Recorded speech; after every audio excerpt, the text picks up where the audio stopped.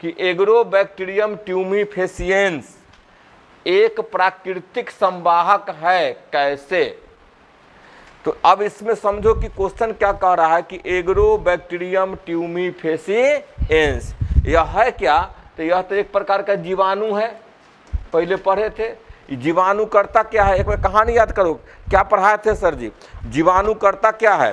तो एग्रोबैक्टीरियम ट्यूमीफेसिएंस नामक जीवाणु जो है किसी भी द्विबीजपत्री पौधे के जड़ में घुस जाता है, जड़ में जाता है, जड़ को संक्रमण फैलाता है। इसके पास में एक डीएनए है जिसका नाम है टीआई। यह टीआई जो है से ट्यूमर बनाता है। क्या बनाता है? ट्यूमर बनाएगा। तो यह टीआई जीन को ऑटोमेटिक जो है अपने अंदर से ही अपने जीन को भेज देगा पौधा में। अपने पूरे पार्ट को नहीं भेजता है, किसको भेजता है? जीन को। तो टीआई को भेज दिया प्लांट में। अब प्लांट में भेजा तो टीआई का काम है एक ऐसा रसायन तैयार करना, एक ऐसा रसायन तैयार करना जो पौधे की कोशिका को लगातार वृद्धि करवा कर बदल देगा। किसमें? ट्यूमर में। किसमें बदल देगा? ट्यूमर में। अब पौधे को मान लिया जाए ये पौधा है, देखिए ये पौधा है, ये पौधे के तना है, ये जाइलम है और ये फ्लोएम है।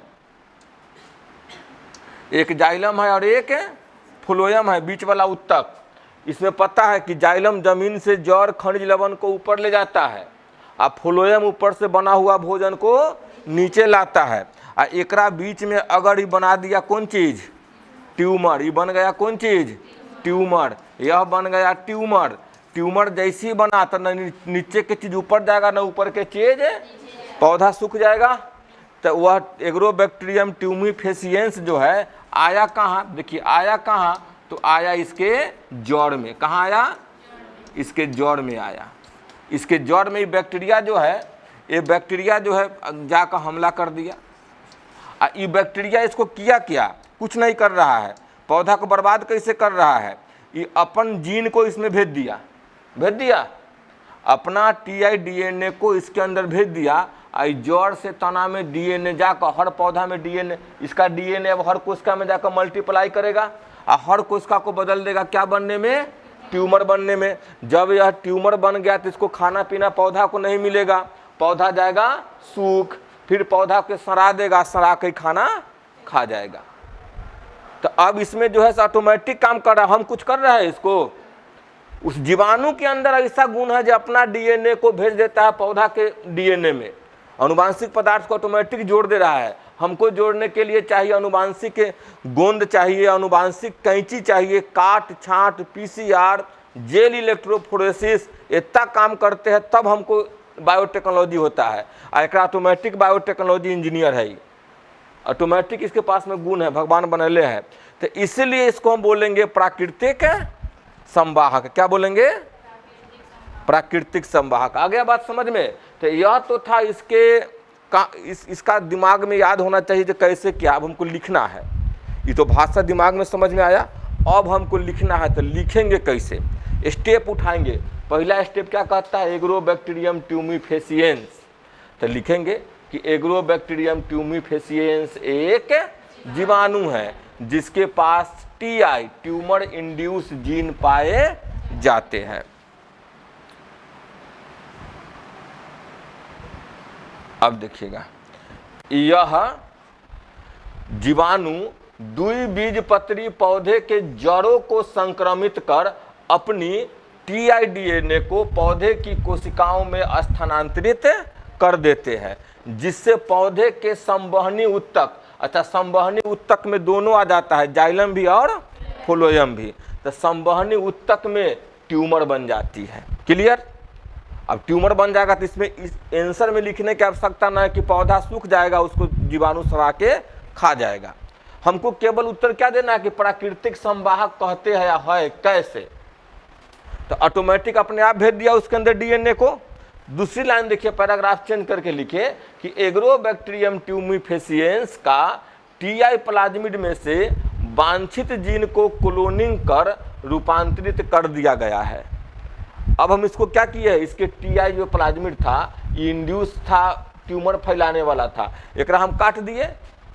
इसको हम क्या कर दिए, ट्यूमर फैलाने वाला को काट दिए, इतना दूर से काट दिए इसको हम। फिर से देखिए, इसका प्लाज्मिड है और इसके पास में ई डीएनए है, ललका डीएनए हानिकारक है। हम क्या किए, ललका डीएनए को यहाँ से काट, भाग गया फिर से समझो, ये पूरा प्लाज्मिड है, इसके ग्रीन वाला भाग जो है इतना डीएनए वह है जो ट्यूमर फैलाता है।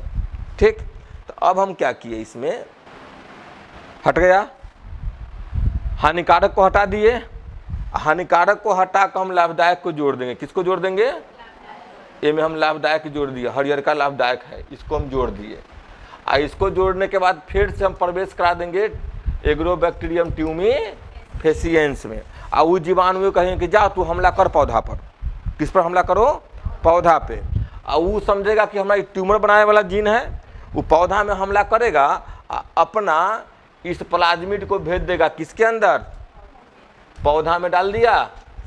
अब पौधा में ट्यूमर बनेगा कि नहीं बनेगा, पौधा में तो हम जो भेज रहे इससे बनेगा ना। जीवाणु के साथ धोखा हो गया, अब जीवाणु वृद्धि करेगा, नहीं कर पाएगा।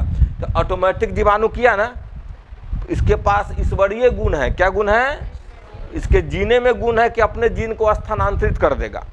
तो यहाँ देखिए अगला लाइन में, एग्रोबैक्टीरियम ट्यूमी फेसिएंस का टीआई प्लाज्मिड में वांछित जीन को क्लोनिंग कर रूपांतरित कर दिया गया है। क्लोनिंग कर रूपांतरित कर दिए इसको हम, जो पौधे के लिए रोगजनक नहीं है, बल्कि वांछित जीन को अनेक पौधे में स्थानांतरित करने में उपयोग किया जाता है। इस प्रकार एग्रोबैक्टीरियम ट्यूमी फेसिएंस एक प्राकृतिक संवाहक का कार्य करता है।